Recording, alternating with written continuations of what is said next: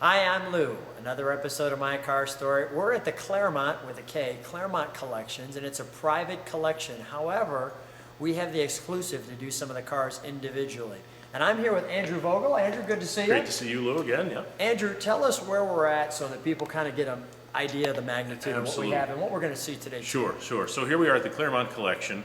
We're a 300-plus car automobile museum, private collection, so not available to see, but thanks to Lou, we get to see bits and pieces of it here today, for instance. We're about 100,000 square feet and available for private groups and corporate events, charity events, things like that. So you can come see us at ClairmontCollections.org. 2 Ks there, ClairmontCollections.org. But today, we've got a very special car to show you, and Lou can guide you through on a tour as he does. We have a 1926 Rickenbacker. Now, Rickenbacker, brief history, Lou, I don't want to bore anybody, but it's kind of important to know. Eddie Rickenbacker was a famous World War I pilot, a flying ace, 26 confirmed kills, the most important pilot in World War I from America. He went on after the war to race cars, raced Duesenbergs, Barney Oldfield raced with him, and then went on to create his own car company because he just really wanted to build cars, and so he did, and lots of people did this in the day, but he did it better than most. So he created this car company called the Rickenbacker after his name, and later went on to found Eastern Airlines, and I mean, he was just a dynamic, amazing guy. The car we have today... He soared like an eagle. Kind of like that. That's You'll enough see of his that. car. Right. So anyway, the car we have today is not just a Rickenbacker. He created his own cars on the assembly line, but this car was made for him. This was his personal automobile. To his design, we'll see the body is a different kind of shape in many respects. Similar in many, but very different in others. And you'll notice a few shiny bits that are not at all common to cars of the day. Let's take a look. Amazing. Ashley, thank you so much. I'll grab the camera. Amazing. You haven't even seen it, but here you do. And right off the bat, we have, correct me if I'm wrong, is that copper? Everything you see on this car that looks like copper is copper. Wow. So this is a whole bunch of Lincoln pennies. Yeah, a whole bunch. Sticking together. Take a look at that. I mean, the drum, everything.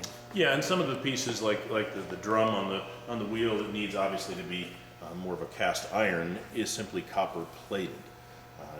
And other bits that are more decorative and don't carry weight obviously can be copper, and so they are solid copper. Unbelievable.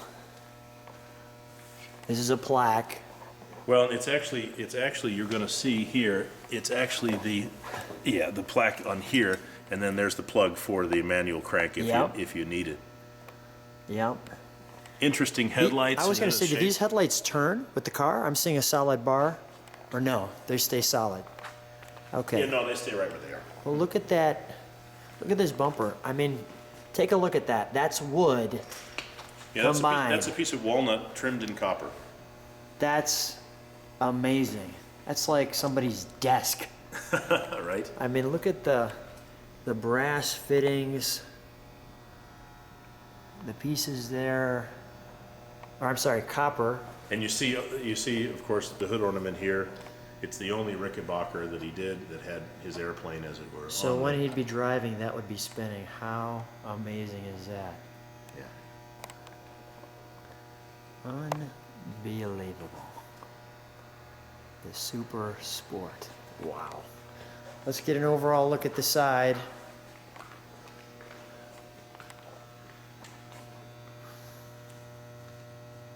Boy, you just got to shake your head when you see this thing, because you're kind of trying to mentally take in what it does. Even the way look at how kind of aerodynamic they are, how they held on to the wheels. It's important to note what they did here with the spare wheels on both sides is mount them to the body. Yeah. Which is a little different, and of course you'll note something missing. No fenders. Well, the fenders, but no running board whatsoever. No running board skirts. He chose instead to just put this copper step. And the handle, and look at this window. Look at that. I mean, that's just amazing. Look at that. You can put your hand in there. Yeah, so both the front and the rear windows, of course, would come down, so they're movable. And you'll notice, if you want to take a shot at this side here, Lou, run down the side with the camera so folks can see this as they're looking. And not only do we not have running boards, but then something magical happens as you reach the C-pillar back here at the end of the roof line. Boom, look at what the body does. It does a boat Talk tail. about a boat tail.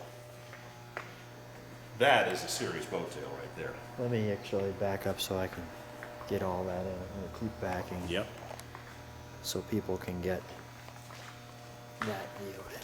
So you see the shape of the body comes back, and then to make the body work that way, you can see the underpinnings have to be very low profile as well. Like the fuel tank, for instance, you see the fuel fill there. Yeah. The fuel tank is very, very shallow and then extends toward the front of the car so that it doesn't interfere with the look back here. High curve on that bumper too, as you see that. Clearly more decorative than anything. Even the exhaust with copper, there's the, let you know how much gas you've got in there. And the trim on the light with the stop, a little hat. Unbelievable.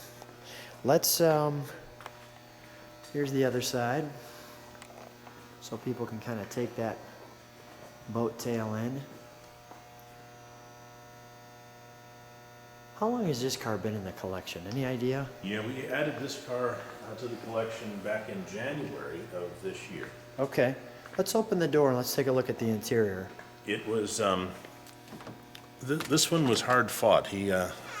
It took quite a lot to acquire this car. The owner was determined to own it, and there was a bit of a bidding war on this car. And it's certainly a one of one, and needless to say, restored well, but really, more importantly, it had been well preserved to begin with. Amazing. Get your gauges.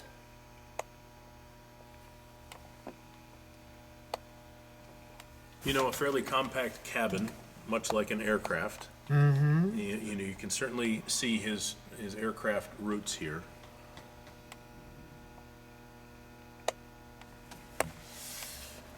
Just, it's unbelievable, quite honestly. All the copper on this car, and you can see the dual seats here, almost kind of airplane-like. Mm-hmm. And look at the interior, the dual headliners. The bucket seats were a different shape. If you think about this, is 1926, mind you. We're not talking even the late 30s here. Yeah. We're pretty early in the automotive world. Yeah. In 1926, and if you compare it to other vehicles that were made in 1926, it bears in many respects no resemblance whatsoever to any of those cars. It seems very modern, sleek, almost race car-like, aircraft-like in many ways. It's 20 years ahead of its time. Oh, easy, yeah. So let's open up the hoods. We'll see one side and then we'll see the other. I'm assuming if the interior looks that good. And this drives. Oh, yes, definitely. Oh, wow. Yeah, no shortage of detail there either. But quite original. I'll get my shadow out of the way so you can see it better. The brass looks like copper carburetor and all the copper tubing. Wow. Look at even we'll get to the other side and see that, but let's shut this. Oh wait, before you do that, let me get that right there. That normally you wouldn't see. See if I can throw a little extra light on ahead. there for you. Can you see that? Yes, we can. Thank you. I'm going to take my time because that's actually a pretty big piece. Can you imagine trying to read that? No. What if you needed to start the car and it wasn't starting, or you have to tune the carburetors? But with the bonus of high def, we'll be able to read that information on there. That is a really neat little piece there. Okay, let's open the other side. Wow.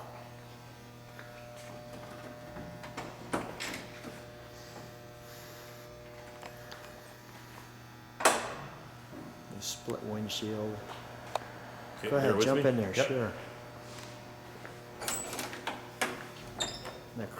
on the black.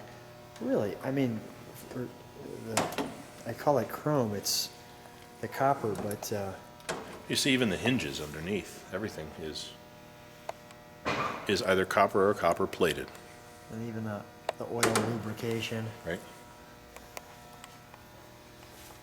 I'm gonna do this way so people could read that.